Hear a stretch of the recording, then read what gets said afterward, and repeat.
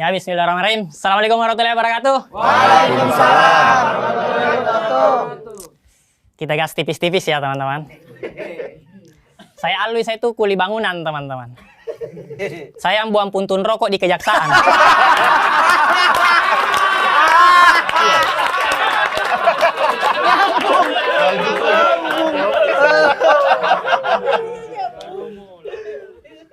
Saya itu jadi kuli karena di keluarga saya kuli bangunannya sudah jadi dinasti.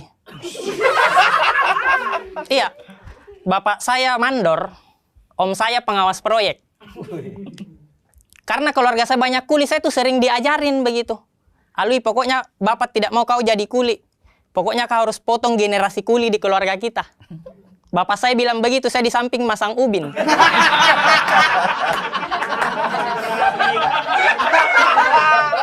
Tidak dipaksa sih, tapi dilatih. Tenang nak, nanti bapak bukain jalan. Kebetulan pengawas paman kamu kok. Mungkin situasi seperti itu teman-teman pernah terjadi di keluarga politisi. Mungkin ya, mungkin. Mungkin ada bapak-bapak bilang sama anaknya, nah pokoknya bapak tidak mau kau jadi politisi. Kau fokus jual pisang saja.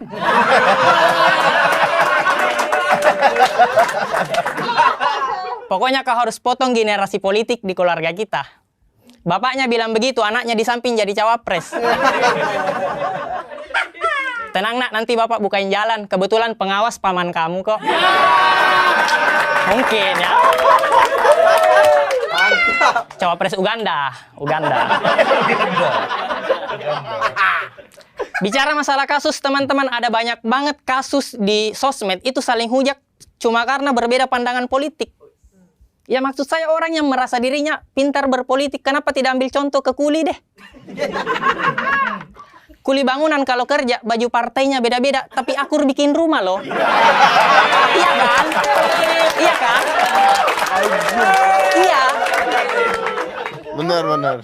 Karena kalau kuli bangunan bekerja berdasarkan visi misi baju partai yang dia pakai, kacau. Iya. Karena Indonesia ini bisa maju, teman-teman. Kalau kita ambil analoginya sama kayak kuli bangunan membangun rumah. Rumah ini bisa maju karena kuli-kulinya itu saling bahu-membahu membuat rumah. Dengan satu arahan dari mandor, pemimpin proyek. Cuma yang jadi masalah, rumah yang sekarang, yang lagi dibangun, kuli-kulinya saling sikut. Karena mau jadi mandor. Karena mandor punya uang, punya kuasa. Jadi kuli ini saling sikut berdasarkan visi misi partai yang dia pakai. Sehingga banyak menimbulkan kasus-kasus yang berat. Ada kuli bangunan baru 2 tahun jadi kuli. Masih muda banget, pengalaman minim. Tiba-tiba mau jadi mandor. Iya. Maksud saya kerja dulu kuli. Belajar dulu masang ubin. Jangan tiba-tiba ganti baju partai. Padahal pengawas proyek sudah bikin peraturan loh. Kuli bangunan baru boleh pulang kerja jam 5. Terserah kamu kemana. Bantuin kuli yang lain, ke CFD bagi-bagi susu, terserah. Tapi jam 5 sudah ada putusannya. Dia pulang jam 3. Ngelanggar kode etik kuli itu. Takutnya terjadi gosip antara kuli yang lain gitu. Ya enak ya dia bisa pulang jam 3. Enaklah dia kan anak mandor. Iya sih anak mandor, tapi masa tidak ditegur sama pengawas proyek? Lah dia kan pamannya. Kuli bangunan. Ini kisah nyata ya di proyek. Proyek Indonesia Maju.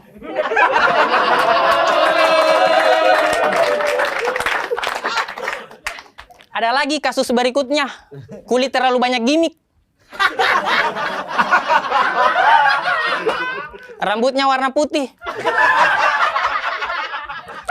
Terlalu ngebet mau jadi mandor, tiba-tiba di proyek azan.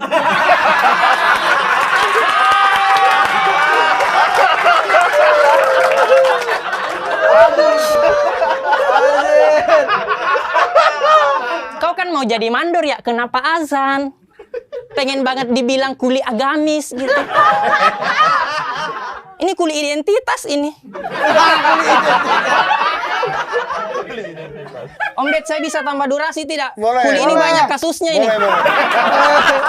Banyak kasusnya. Tiba-tiba agamis, terakhir dia tiba-tiba di proyek nonton bokep. Kita kan bingung lihatnya ya. Yang paling parah, paling viral, dia pernah melarang anak muda main bola di lingkungan proyek. Padahal anak muda sudah mau main bola di lingkungan proyek, tapi dilarang, akhirnya batal. Anak muda kan mau main bola ya dikasih bola, Pak, jangan dikubur mimpinya. Iya kan? Anak muda kan mau main bola ya karena mau ngangkat piala, bukan mau hidup terjamin karena diangkat karyawan. Iya kan? Ada lagi kuli bangunan. Disuruh sama pemilik rumah ngurusin ruang tamu. Di mana kita tahu ruang tamu adalah ibu kota dari sebuah rumah karena tamu datang di situ. Tapi ruang tamunya masih banjir, banyak polusi. Kita sih tidak masalah karena kuli ya wajar, ada kekurangannya kan. Cuma yang jadi masalah di saat dia mau jadi mandor, dia tiba-tiba menjanjikan kemerdekaan bagi rumah yang lain. Kita tidak percaya. Iya. Ngurus ruang tamu saja belum beres, masih banyak program yang tidak jalan, tiba-tiba mau renov rumah yang lain. Kita kan ngelihatnya kayak, wah, dua kata lucu nih. Kuli pembual.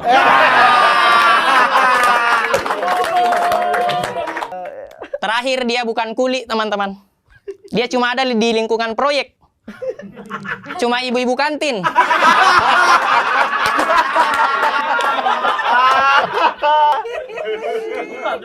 Cuma ibu-ibu kantin yang jual keratindeng yang logonya banteng. Merasa dirinya punya kuasa karena dia anak mandor yang pertama.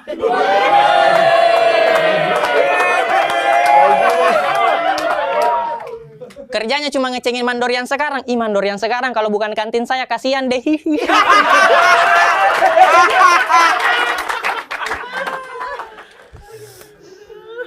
Tapi ini bukan tentang mandor, teman-teman. Ini tentang rumah yang ingin kita bangun.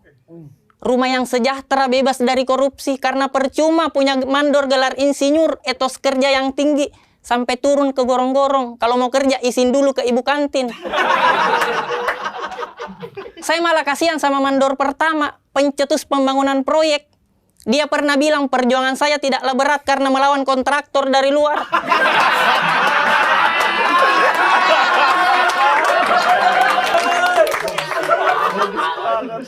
Tapi perjuangan kalian lebih sulit karena melawan kuli di proyek sendiri.